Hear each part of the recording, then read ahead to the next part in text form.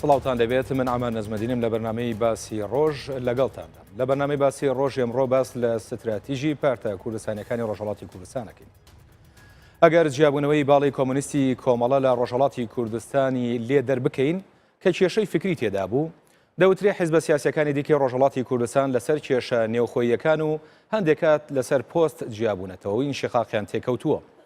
هەتا پێشەوە بەرنامەیە لایەنە سیاسیەکانی ڕۆژهەڵات لەسەر دوو بنەمای سەرەکی یەک بوون. یەکەم ڕووخاندنی دەسەڵاتی ئێران و دواتریش بێ ئەنجامبوونی گفتوگۆی ڕاستەوخۆ لەگەڵ کۆماری ئیسلامی ئێران.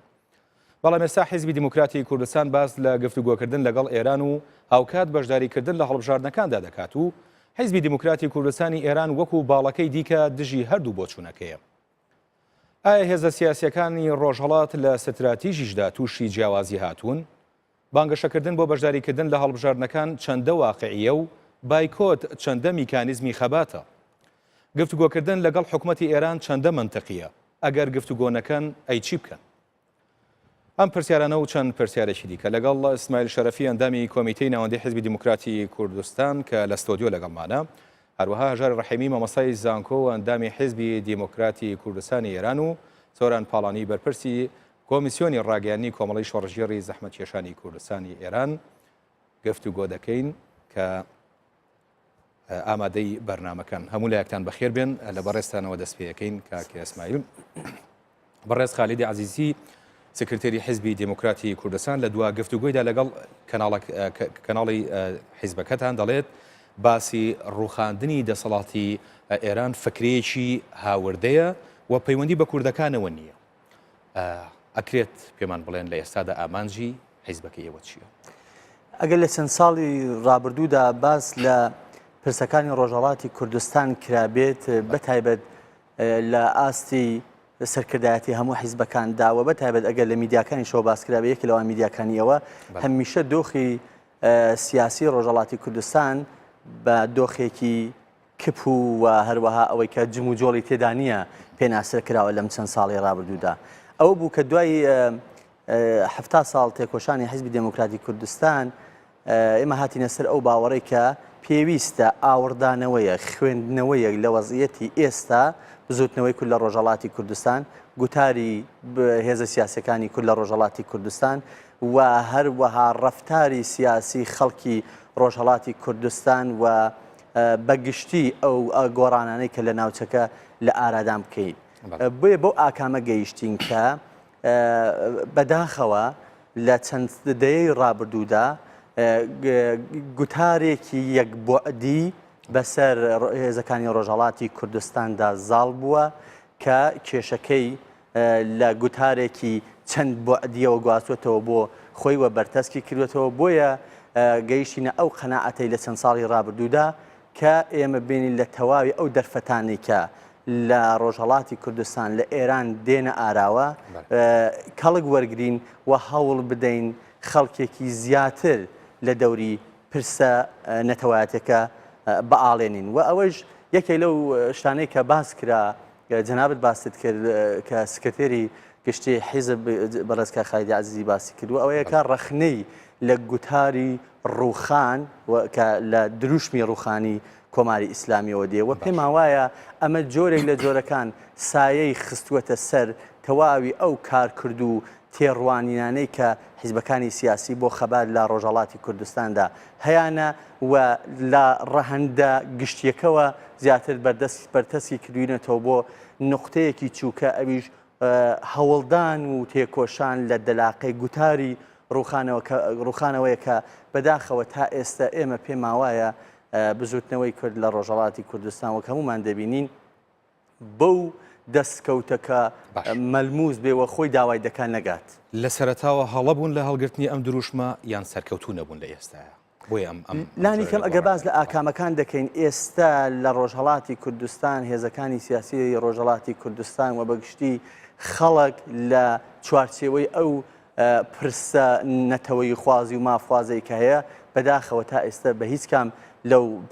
داخوازیانە نەگەیشتووە و بەشێکی لەوە ئەوەیە کە ئەمڕۆ ئێمە ڕەخنەکە ئەوەیە کە وە پرسە گەورەکە ئەوەیە کە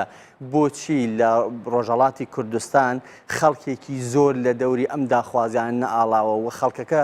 و چاوەڕوانی زیاتر لە هێزە سیاسیەکانە و تەواوی ئومێدی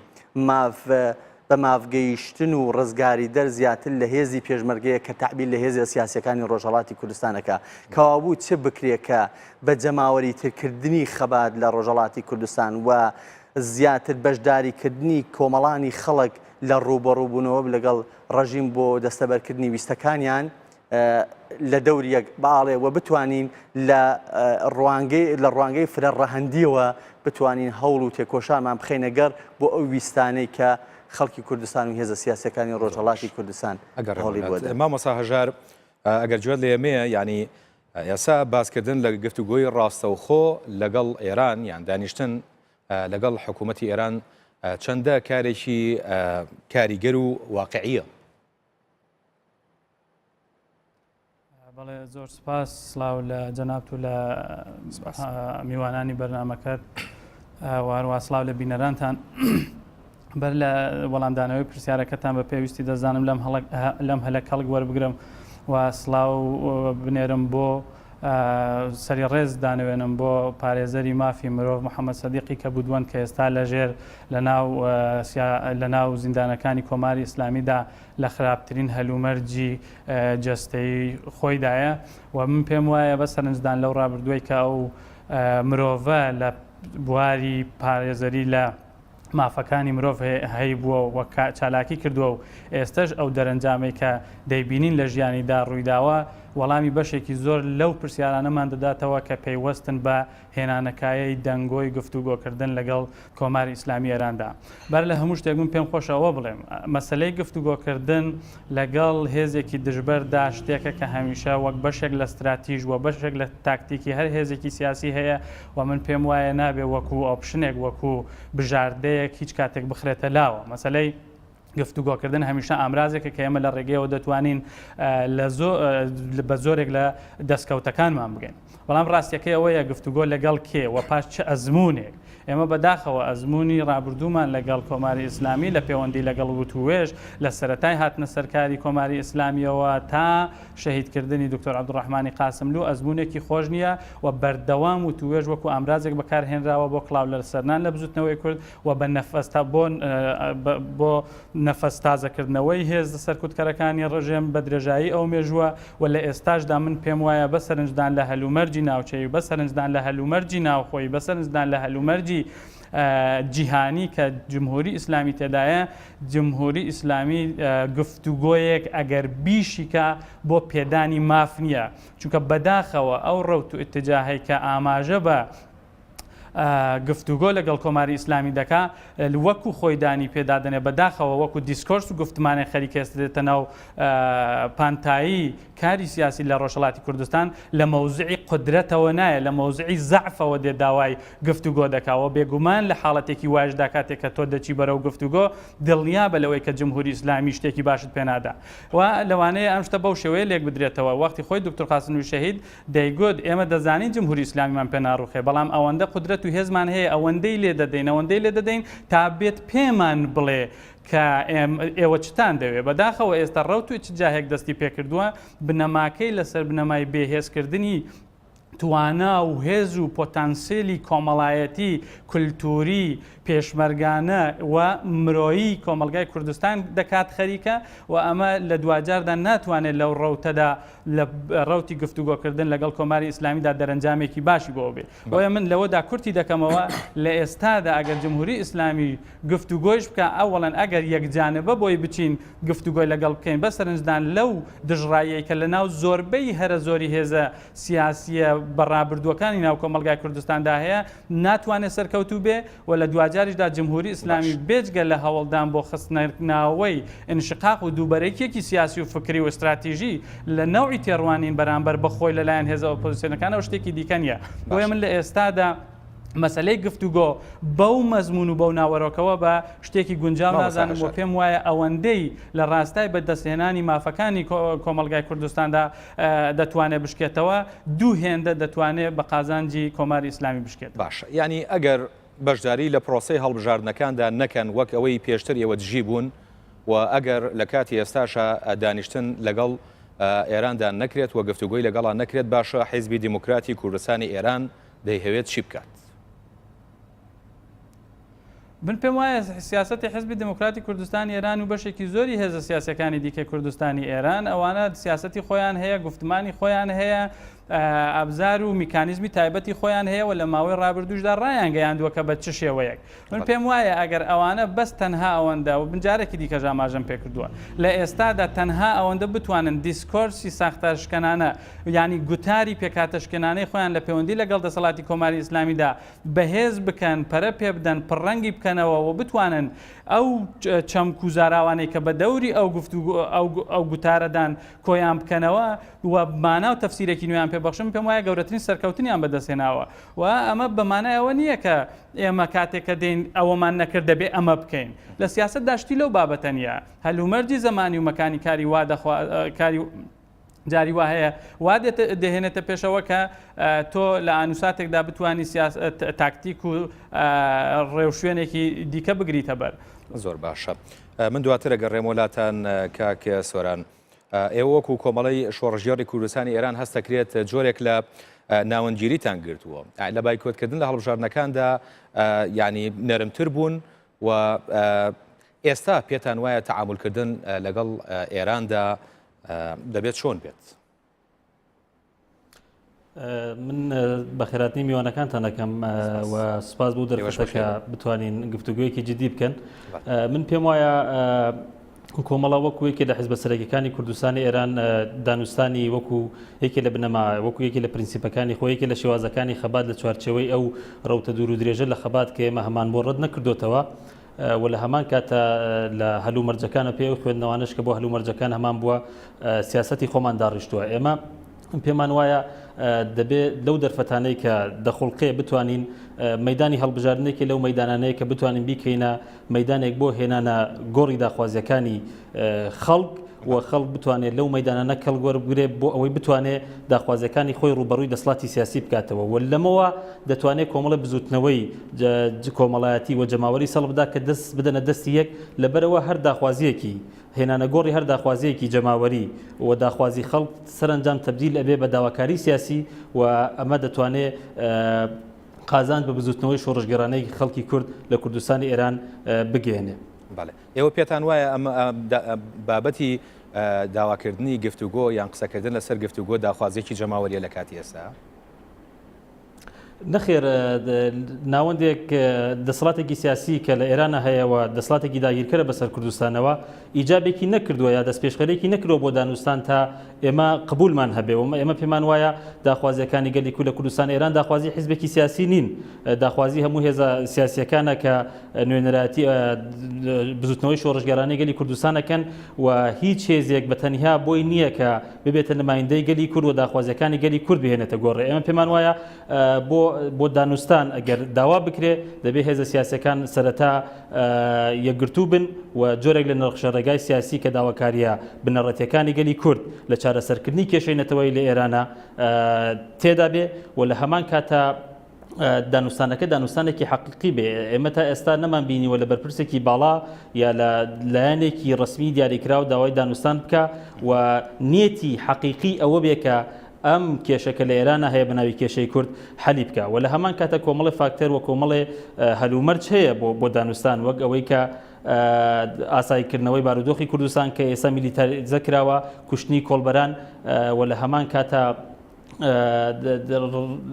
گفتوگۆیە کە لایەنی سێهەمی تێدا بێ و لە هەمان کاتە ئەو هەموو پێشیلکارانەی کە بەرامبەر خەڵکی کورد دەکرێت هەروە کاکەجار فەرمووی ئێستا کە لە کاتێکە لایەنێکی سیاسی پێی وایە ئێستا هەلومەرج لەبارە باوکی مافی مرۆڤی کوردستان لە سەرمەرگدایە بەڵام سەرڕای هەموو فشارانە کە لەلایەن چالاکانی ناوخۆ لەلایەن ڕێکخراونەوەی دەوڵەتەکانەوە تەنانەت ئامادە نییە داخوازیەکی بچووکی تێکۆشەرێکی مافی مرۆڤ لە کوردستان ئێران لە بەرچاو بگرێت. هێزێکی وە بە شێوەیەکی حەقیقی نهاتۆتەوە پێشەوە لە دانوستان. ئەوەی کە جێگری کونسڵێک یا کارمەندێکی کونسڵخانەیەک لە ئاسێکی بچووکە داوای ئەوە بکە کە ئێمە چەکدانین و بگەڕێنەوە پێم وایە دواکەوتنی ئەم جۆرە لە قسانە بە هەرزان فرۆشکردنی بزوتنەوەی کوردستانە و لە هەمان کاتیش ئەوەمان لەبیر نەچێ ئێمە وەکو ئەحزابی ئەسلی کوردستان خاوەن ڕابردوویەکی دوور و درێژین لە مبارزەیەکی خاوێن لە ڕابردوویەکی ڕووسورانەمان هەیە شەهیدمان داوە و نوێنەری ڕاستەقینەی جنبشی کوردستان بووین و نەبووینەتە دارەدەستی هیچ هێزێکی دەوروبەر و هێزێکی نێودەوڵەتی یا هێزێکی ئەقلیمی کە هەر کەسێ پێی خۆش بێ ڕۆژێ بۆ دانوستان بەکارمان بێنێ ڕۆژە دانوستان ڕاگیر لەگەڵمانە بۆیە ئێمە پێمان وایە دانوستان دەرفەتی خۆی هەیە و دانوستان هەلومەرجی خۆی هەیە و تەوازنی قووەش لە هەمان کاتە دەتوانێت یەکێ لە فاکتەرە سەرەکیەکان بێ بۆ دانوستانێکی سەرکەوتوو چونکە هیچ هێزێک ناتوانێت لە بێئومێدیەوە هێزێک ناتوانێت لە ڕووخانەوە هێزێک ناتوانێت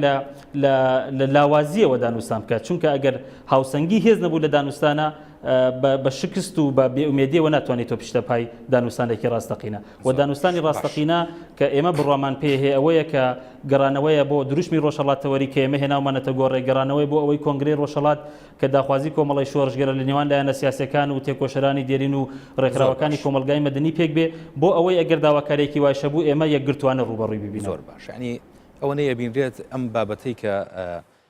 ئێوە وروژانوتانە بابەتێکە کە تەنها خۆتان کردوتانە بە دروشمی خۆتان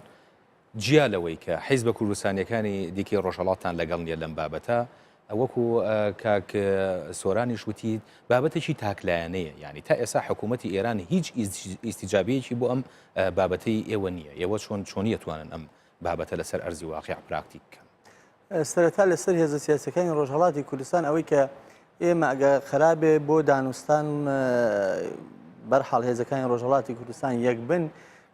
بەداخ و کەسەرێکی یەکجار زۆرەوە دەبێ ئەوە بڵێن هێزەکانی ڕۆژهەڵاتی کوردستان ئامادە نین لەسەر شتی زۆر چووکە لەگەڵ یەکتری دانیشتن ئێستش کێشەی ناوی یەکتریان بۆ کێشەیە ئێستش لەسەر چووکەترین شتی زۆر بەسیت مانەوەیان بۆ لە باشووری کوردستان چۆنیەتی ئەمنیەت پاراستنی یەکتری زۆر کێشهای بەسیت کەس عمرێک بەیەکەوە بوون بە ئێستا بە سێ خۆڵی بە دوو خۆڵی ناتوانن بەیەکەوە دانیشتن بۆیە ڕاگررتنی هێندێک پرز لەسەر دانیشتن پێکەوە و بەرە دروستکردن بە شۆمان دەگەێنێ لە حاڵێکدا ئێمە ناتوانین لەسەر شتە هەرە چووکەکان کە سەردەمانێک یەکجار دوور و درێژ پێکەوە کاریان بۆ کردووە حەولیان بۆ داوە خوێنیان بۆ ڕشتووە ناتوانن پێکەوە دانیشتن ئێستا لەسەر پرسێکی ئاوها گرنگ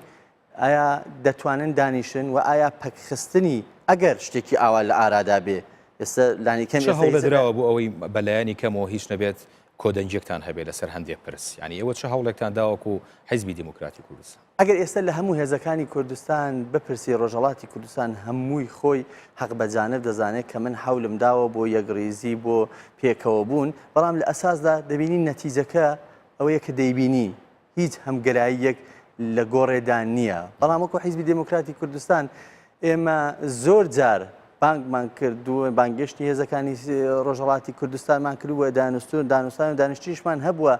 بەتایبەت بۆ نمونە لەگەڵ لایەکەی دیکەی دموکرات کە ئێمە بتوانین پێکەوە بین پێکەوە کار بکەین و تەنانەت هیچ شەرایەت و مەرج و ئەوەش دانراوە بەڵام بەداخەوە تا ئێستا نەتیجەکە لە کولیتدا ئەوەیە کە تا ئێستا بەداخەوە هیچ شتێکی ئاوا لە ئارادان نییە. مامۆستا هەژار قسەیەکی کرد وتی کۆماری ئیسلامی ئێران ئەبێت هەست وابزانم قسەیەکی قاسملوو بهێنایەوە کە ئەبێ هەست بەسەر ئێشە بکات ئەنجا ینی زۆر جار داوا ئەکات کە چیتانەوێت ینی ئاورتان لێ ئەداتەوە چیتانەوێت پێتان وایە لەم حاڵەتی ئێستا کۆماری ئیسلامی ئێران ئاور لەو داوای ئێوە بداتەوە لە بابەتی گفتوگۆکردن ئێمە ئێستا هیچ داوایەکمان نەکردووە لە حاڵی ئێستادا لەم چەند ماوەیەدا کە بڵێن جمهوری ئیسلامی جوابی ئەمە بداتەوە و ئەو هێز و قورسایی کە مامۆستا هەژاریش باسی دەکاوە من لەگەڵیم بە هێزێک و دوو هێز دروست نابێ بەتایبەت لە شەرایەتی ئێستادا کە هەموو هێزەکانی ڕۆژهەڵاتی کوردستان ئەگەر زۆر لەگەڵ یەکتری تعارف نەکەن نەزانین وەزعەکە لە چه دۆخێکدایە بۆیە ئەوەی کە بەڕێزیان باسی دەکات تەنیا بە هەمگەرایی یەکڕێزی یەکبوون و متحیدبوونە کە دەتوانێت ئەو فشار و ئەو هێزە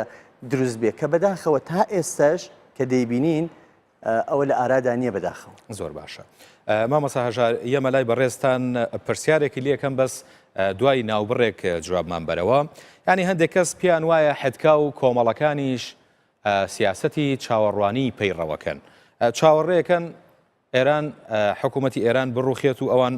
بشنەوە سەر حازری. ئەمە ڕاستە، بەڵام دوای ناوبڕێک وەڵامم بەرەوە. بینێنی بەڕێز و خۆشەویست دوای ناوبڕێکی کورت تەگەڕێنە وڵاتە.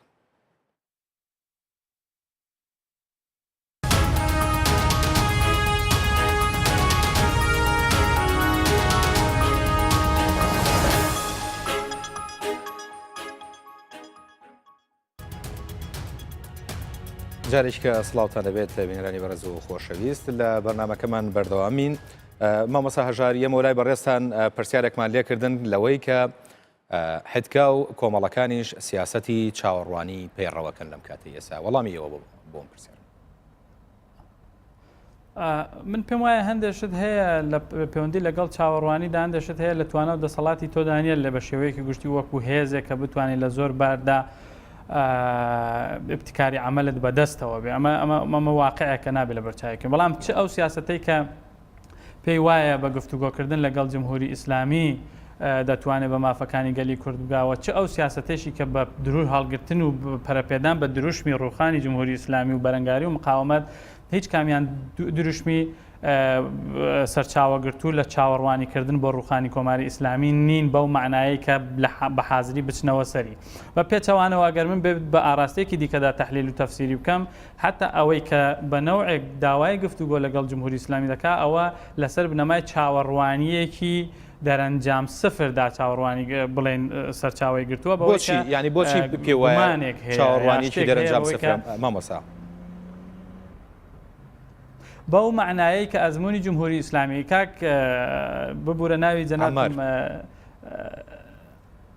کاک عەمار مەسەلەکە لێرە داوایە ئەمە لە ئەسڵی منطقدا دوو هەرچی مقدمەکانی جمهوری ئیسلامی سێر دەکەین هەمویان منفین. ئێستا من چۆن دەتوانم شتینێک پۆزیتیڤ ینی احتیمالێکی یەکجار زەعیفی هەیە بەوەی کە جمهوری ئیسلامی لە ئێستادا بێت لەسەر بنەمای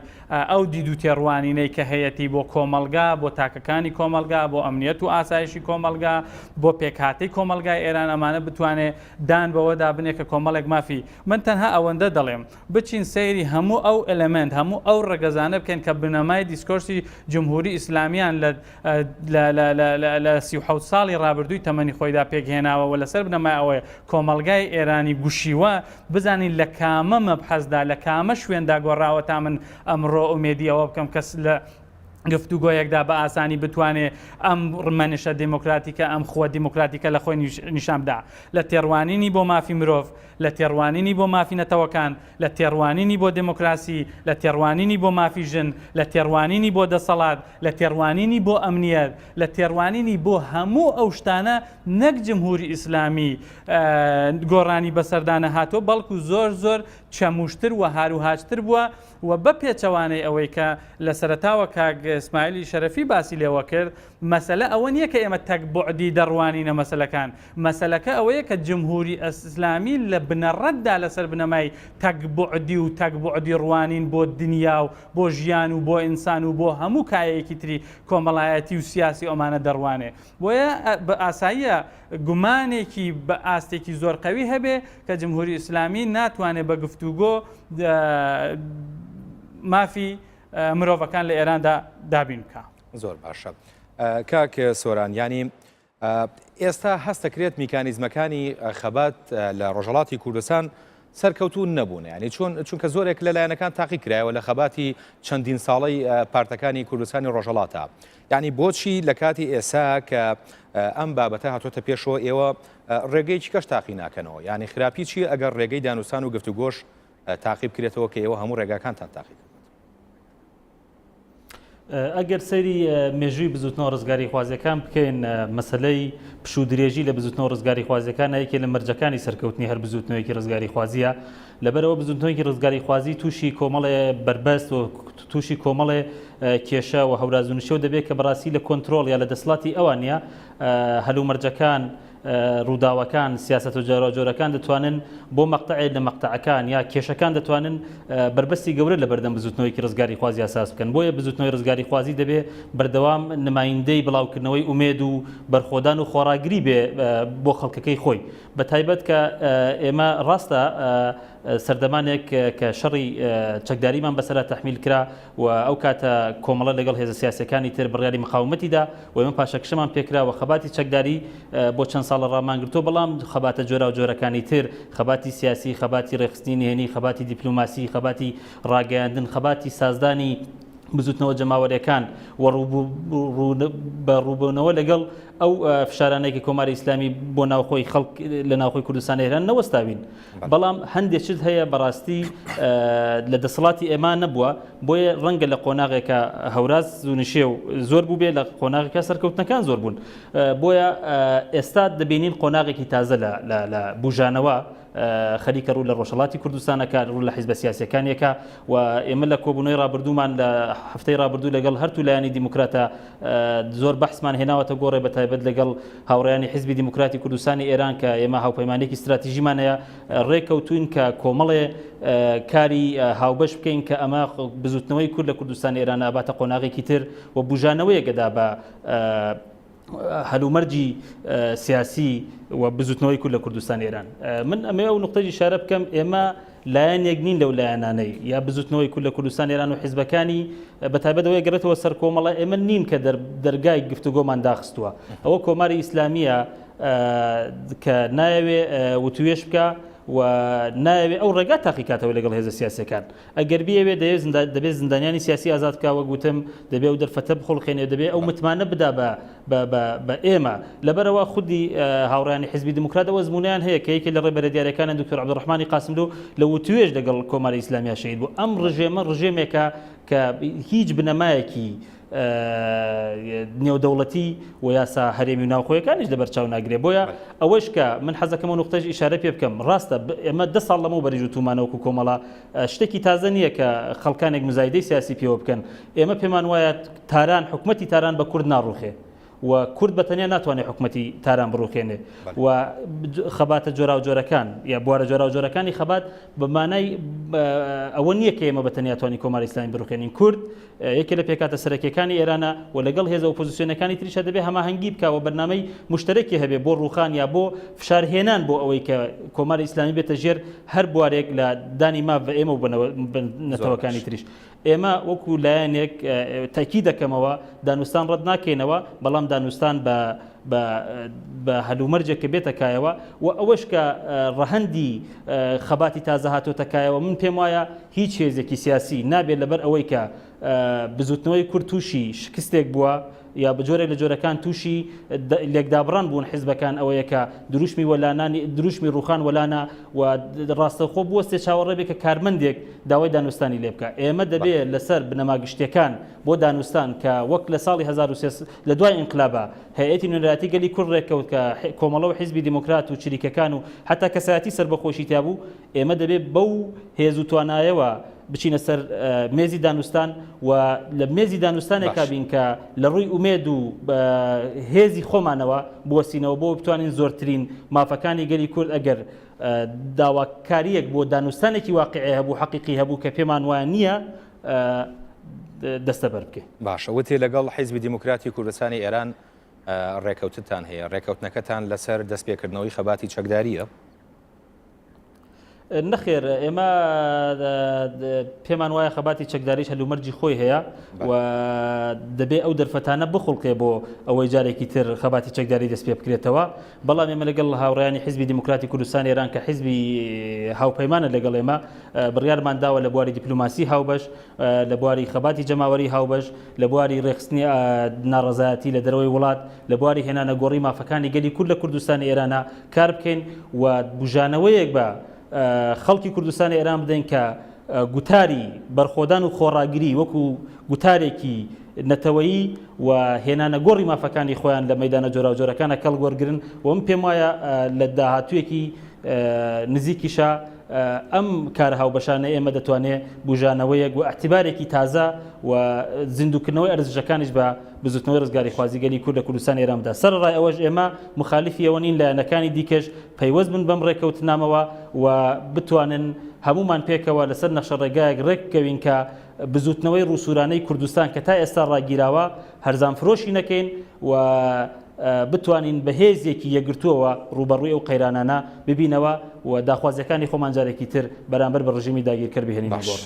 کاک اسماعیل بۆچی ناشنەوە ئەمبەرەی ئەم دوو لایەنەوە؟ وڵای لە ڕاستیدا ئێمە کاتی خۆشی کە هەردوو حیزبی دموکراتی کوردستانی ئێران و کۆمەڵی شۆڕژێر ئەو پەیمان نامەیان ئیمزاکرد ئێمە بەشتێکی باشمان زانی و پێشمان وابوو کە دەکرێت ئێمەش لەو پەیمان نامەیەدا لەو پەیمان نامە ئیمزاکردنەدا هەبین، بەڵام بەداخەوە تا ئێستش ئەوەندەی دەرکەوتووە کە لایەکەی دیکەی دموکرات مخالفی چوونی ئێمەیە بۆ ئەو هاوپەیمانیە. زۆر باشە. زۆر جار باس لە یەکگرتنەوەی هەردوو حیزبی دیموکراتەکرێت. بەڵێ ئەبەم هەموو جیاوازیی کە لە نێوانتان نایبینین یەکگرتنەوە چۆن دێتەکە؟ تەواوی ئەو قسانەی کە بەحسەکرێ ئەوەی کە ئەرژەکان زیندووکەینەوە، ئەوەی کە بتوانین ڕۆحێکی دیکەوە بەر بزوتنەوەی ملی دموکراتیکی خەڵکی کوردستان بنێنەوە، ئەوەی کە بتوانین چۆن بەهێزەوە بەرەو وتوێژ بچین، ئەوەی کە بتوانین چۆن خەڵکی ڕۆژهەڵاتی کوردستان بەشدارکەین لە هەموو ئەو مبارەزاتی کە هەیە و لەلایەن هێزە سیاسیەکانی ڕۆژهەڵاتی کوردستانەوە باز دەکرێت. گرفتە گەورەکەەوە کێشە گەورەکەەوە دەردە گەورەکە کە ئەمڕۆ وای کردووە کە بە جۆرێک لە جۆرەکار بیر لە جۆرێکی دیکە لە سیاست بکەیەوە، جۆرێکی دیکە لە تێڕوانی بکەیەوە و جۆرێکی دیکە لە بەشداریکردنی خەڵکێکی زۆرتر لە شۆڕش و لە مبارزدەدا بکەیەوە.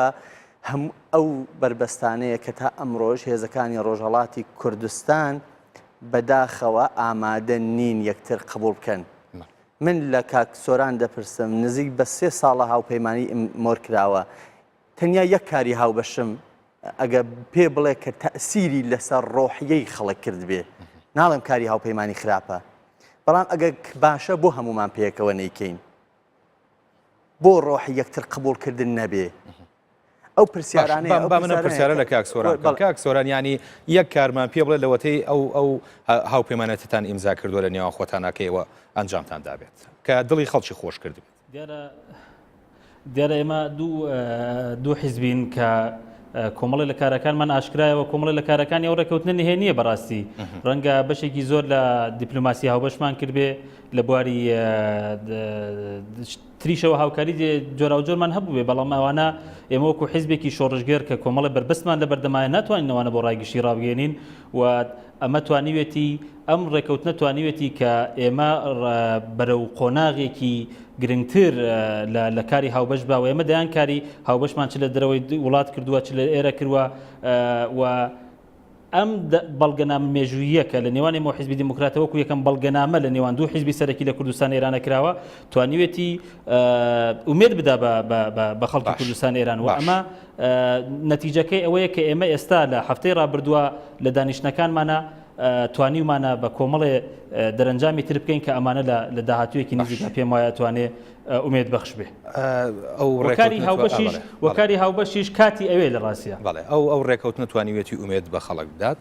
و توانیوێتی ئومێد بەخش بێت وەکو کاک سۆرانەڵێ، بەڵام ئەمەی کە سکرتێری حیزبەکەی ئێوە کە ئەلم ماوە وروژاندی بابەتی گفتوگۆ لەگەڵ حکوومەتی ئێرانیا دەوترێت جۆرێک بێئومێدی لای خەڵک دروست کردووە و خواستی شۆڕژێڕی لای تاچی کورد ناهێڵێت. ئەم ئامار و داتا و زانیاریانە لە شۆوە گەیشتووەتە ئێمەمانان کە خەڵک ناومید بووە. بۆ خەڵک پێماوانە بێ کە خۆشحاڵە بەوەی کە هێزەکانی ڕۆژهەڵاتی کوردستان کە نزیک بە 25 ساڵە لە کوردستانی عێراقن بیل لەوە دەکەنەوە کە جۆرێکی دیکە لە مبارزە و جۆرێکی دیکە لە نزیک بوونەوە لە کۆمەڵانی خەڵک بگرنە بەر. بۆ پێمانە بۆیانە بێ ئەمە جۆرێ پرسیار دروستکردنە کە کۆمەڵانی خەڵکی کوردستان تاکەکانی خەڵکی کوردستان و تەنانەت هێزە سیاسەکانیش وادار دەکات بە بیرکردنەوە و بە دروستکردنی کۆمەڵی پرسیار کە پرسیار دروست بوو مەجبوری بە دوای دابڕۆی و بە دوای وەڵامەکان دابڕۆی و یەکێک لە وەڵامەکان ئەوە بێ کە دەبێ هێزە سیاسەکانی یەکگرتوو بن و کە دەبێ ئەرزش و بایەخ و پشتیوانی بگەڕێتەوە بۆ خەباتی تاکەکانی کورد لە ناوخۆی وڵات بزوتنەوە کۆمەڵایەتیەکان ئەوەی کە ئەمڕۆ ئێمە بەشداری خەڵک وە ڕەفتاری سیاسی خەڵک لەم چەند ساڵی ئەخیردا کە هاتوۆتە ئاراوە بتوانین بە قازانجی پرسە گەورەکە مدیریەتی بکەین بەداخەوە ئەمڕۆ ئێمە دەڵێن هەڵبژاردن بێفایدەیە هەڵبژاردننی شوڕاکان بێفایدەیە چالاکی مەدەنی بێفایدەیە و توێژ بێفایدەیە وەک کاک هەژاری فەرمووی ئەو بەرەنگاری و مقاومەتمان بەو جۆرێک کە پێویستە پێمان ناکرێ ئەی باش ئێمە دەبێ تاکەی ئەو کاک سۆران باسی پشوو درێژی دەکات لانی کەم حیزبەکەی ئەمن و کاک هەژار لە حیزبەکەی کاک سۆران بە دەیان ساڵ تەمەنی زیاترەوە پشوو درێژتر بووە بەڵام لە نەهایەتدا کۆمەڵە پرسیارە ئەمڕۆ دەگەیە هەر تاکێک باز لە کەبوون و لە پراوێزبوونی بزوتنەوەی کوردی ڕۆژهەڵاتی کوردستان دەکات باشە بۆ نابێت پرسیارێک دروست بێ لە لای ئێمە کۆمەڵە پرسیارێک دروست بێ ئەرێ ئێمە چۆن دەتوانین ئەو ڕۆژهەڵات مەحوەریەی کە کاکسۆران پێی وایە حیزبەکەی ئەو پێشتر هەڵی گرتووە بتوانین بیگەڕێنینەوە بۆ کۆمەلگا بتوانین مبارزەکە بگەڕێنەوە بۆ ناوخۆی کۆمەلگا و خەڵکێکی زیاتر بۆ ڕوبەڕووبوونەوە لەگەڵ ڕژیم و بۆ دەستەبەرکردنی داخوازەکانمان بەشداری خەبات بکەین باش مامۆستا هەژاریانی من یەمە لای بەڕێستان وەکو کاکسۆران باسی کرد کە هەلومەرجی خەباتی چەکداری لە کاتی ئێستا گونجاو نییە و خەباتی چەکداری هەلومەرجی خۆیەوێت وەکو باسی شەکەن گفتوگۆش ڕەتەکەنەوە گفتوگۆ ناکەن باشە لە نێوان ئەم دوو بژاردەیە ینی بژاردەی سێم چییە؟ سەرەتا پێم خۆشە یەک ڕوونکردنەوە بدەم دیارە کاک ئیسماعیلی شەرەفی لە ئاخرین لە حەزاتی قسەکانی باسی شتێکی کرد کە گوایە من تومە بەرەنگاری و مقاومەتمان پێ ناکرێ ئەگەر نازانم بەوەندەی وکەوە بیرم بێشتی وام نەوتۆ بەڵام ئەگەر شتێکی لەو بابەتەش هات بێ ئەوەی گەیان دەبێ ڕاستی دەکەمەوە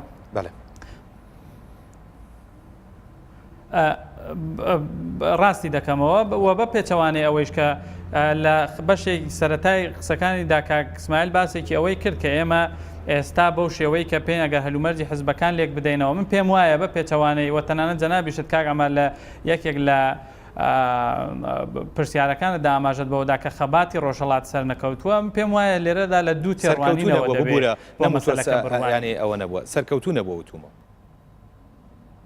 ئاخر سەرکەوتو نەبووە ئەوە من پێم وایە دەبێت لە دوو بارەوە لەم بارەوە بڕوانین یەکەمیان ئەوەیە کە ئەگەر ئێمە بە مانای ڕوخاندن و لادانی ئەو سیستەمە تێی بگەین بێگومان ئەو قسەی جەنابەت لە ڕووی عینی واقعیەوە ڕاستە بەڵام ئەگەر لە لایەکی دیکەەوە بوەری بگری بە پێچەوانەی ئەو تێڕوانینەی کە پێی وایە بزوتنەوەی کورد لە ڕۆژهەڵاتی کوردستان سەرکەوتونەبووە من پێم وایە ئێستا بزوتنەوەی کورد لە ڕۆژهەڵاتی کوردستان لە بەرزترین ئاستی خۆیدایە لە ڕووی بە بەراورد بە بەشەکانی دیکەی کوردستان ئەگەر لێ بڕوانین مامۆستا هەژاریانی ئەگەر بە بەراورد لە بەشەکانی کوردستان لێ بڕوانین لە پاشن حتا بە بەراورد لەگەڵ بەشەکانی دیکەی کوردستان لەگەڵ بەشەکانی دیکەی تورکیا لەگەڵ تورکیا دیارە هەلومەرجی باشوور جیاوازە لەگەڵ ڕۆژئاوا تا حدێک بەڵام من پێم وایە ئێستا ئەگەر دەتوانین شعوری ئاگایی و پێشکەوتنی خەباتی کورد لە ڕۆژهەڵاتی کوردستان بەو شێوە بپێوین ئایا لە ئێستادا هاوسۆزی و هاو ئاڕاستەیی خەڵک لە دەوری مەفاهیمەنەتەوەیەکان لە چه ئاستێکدایە جەژنەکانی نەورۆزی ڕابردوو ساڵانی ڕابردوو وە زۆر بابەت و مەسائل و بابەتی دیکە ئەوەیان سەلمان کە ئێستا ڕۆژهەڵاتی کوردستان لە ڕووی شعوری ئاگاییەوە لە ڕووی پەیوەستبوونی نەتەوەیەوە لە ڕووی بەرزڕاگرتنی هەستی نەتەوەیەوە لە ئاستێکی یەکجار زۆر بەرزدایە کە ئەگەر ڕۆژهەڵاتی کوردستان هەندێک تایبەتمەندی ناوچەیی و ناوچەیی بۆ بڕەخسێ بێگومان لە زۆر حاڵەتدا لە پێش دەبێت ئەوە کۆمەڵێک شتی دیکەی دەبێت بەرحاڵ ڕێگای سێم بەڵام من ئەوە سەبارەت بە پرسیارەکەی جەنابتان کاک عەمار من پێم وایە مەسەلە شێوازی خەبات و مبارزە یەکجار زۆرن نە گفتوگۆیە لە نێوان گفتوگۆ و شەڕی چەکداریدا هەزار و یەک ڕێگای دیکە هەیە چ لە چالاکی مەدەنیەوە بگرە چ لە چالاکی سیاسیەوە بگرێت چ لە هەر بوارێکەوە تۆ دەیگری دەتوانێت ئەمە گڕوتینێکی بدە. من پێم وایە لە ئێستادا باشترین ڕێگا چارە بۆ دەرباز بوون لەو هەلومەرجەی کە هەیە ئەوەیە کە هێزە سیاسیەکانی کورد لە کوردستانی ئێراندا لە ڕووی حوزوری فیزیکیەوە بەشێک لە هێزی خۆیان عینی بکەن. ئەوەی کە زۆر جار دەهێنرێتە بەرچاوان کە گوایە خەبات لە ڕۆژهەڵاتی کوردستان زەعیفە لەوەیە کە ئەو هێزە بالقوەیەی کە لە ڕۆژهەڵاتی کوردستاندا هەیە بالفعل نەکراوە. و من پێم وایە ئەوەی کە ئەم ساڵ لە سەرەتای نەورۆزەوە بەڕێک کاک مستەفای هیجری سکرتێری گشتی حزبی دموکراتی کوردستانی ئێران باسی لێوە کرد لە پەیوەندی لەگەڵ چوونەوەی پێشمەرگە لە ناوخۆی کوردستان یەکێکە لەو تاکتیکانەی کە دەتوانێت لە ئێستادا گوڕ و تینێکی دیکە بە بژانەوەی خەباتی شۆڕژگەڕی لە کوردستانی ئێراندا بدا. ئەمە بە هیچ شێوەیەک بە مانای خەباتی چەکداران نایە و بە نەوعێکی دیکەش ڕەتی ناکاتەوە. بەو معنایە خەباتی چەکداری ناگەێنە کە ئێمە وەکو پێشتر ناچین شەڕ بکەین و بەو معنایەش خەباتی چەکداری بڵێن ڕەت ناکاتەوە بەوەی کە ئێمە ئەگەر هات و هەلومەرجێک بۆ ڕەخسان نەتوانین دەست بکەینەوە یا تەنانەت لە حاڵەتێکیشدا ئەگەر پێویست بوو بۆ پاراستنی کۆمەڵانی خەڵکی کوردستان هێرش نەبین. کەواتە من پێم وایە ئەم حاڵەتی حوزورە و سیاسەتی حوزور لە ڕووی بەرزکردنەوەی شعوری تاکەکانی کۆمەلگای کوردستان و پێدانی ڕۆحیە و معنەویەتێکی دیکە بە خەڵک دەتوانێت زۆر کاریگەر بێ و زۆر ڕێگای دیکەش هەیە کە ڕەنگە بەشێکیان لەبەر هەندێک مەسایلی ئەمنیەتی مرۆڤ نەتوانێت لێرەدا باسییان لێوە بکات و لێیان بدوێ. بەڵێ بەڕێزان اسماعیلی شەرەفی ئەندامی کۆمیتی ناوەندی حزبی دیموکراتی کوردستان و هەژاری ڕەحیمی مامۆستای زانکۆ ئەندامی حزبی دیموکراتی کوردستانی ئێران و سۆران پاڵانی بەرپرسی کۆمیسیۆنی ڕاگەیاندنی کۆمەڵەی شۆڕژگێڕی زەحمەتکێشانی کوردستانی ئێران زۆر سپاس بۆ ئێوەی بەڕێز